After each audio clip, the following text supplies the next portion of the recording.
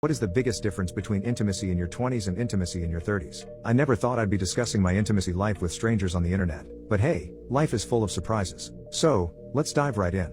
Allow me to paint a picture of my intimate escapades in my 20s versus my 30s, because boy, have things changed. Back in my 20s, intimacy was all about exploration and experimentation.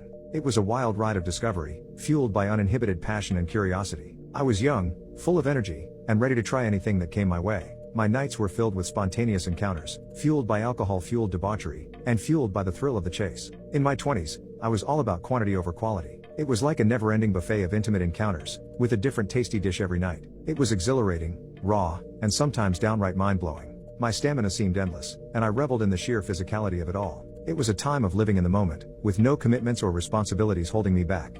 But as I ventured into my 30s, I noticed a shift. The reckless abandon of my 20s gave way to a desire for something more meaningful. Sure, the nights of casual hookups still happened, but they became fewer and farther between. I realized that I craved a deeper connection, both emotionally and physically. Intimacy in my 30s became more intimate, more passionate, and more soulful. It was about finding someone who could stimulate not just my body but also my mind and my heart. There was a sense of maturity and understanding that simply didn't exist in my wilder days. In my 30s, I began to value quality over quantity. I sought out partners who matched my desires, who had the ability to truly ignite my senses. I wanted vulnerability, trust, and genuine connection between the sheets. Slow, sensual encounters became the norm, where we took the time to explore each other's bodies, uncovering hidden pleasures that surpassed the quick thrills of my younger years.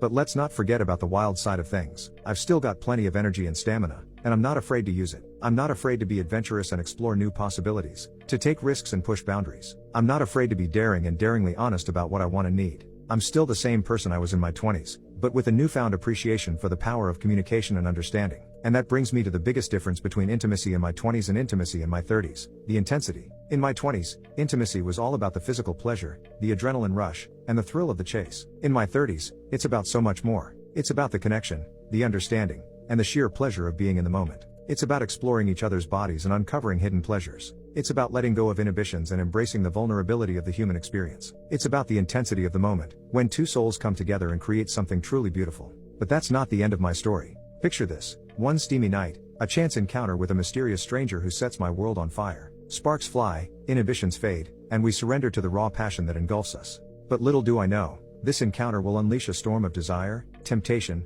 and unexpected consequences that will forever change the course of my intimate journey.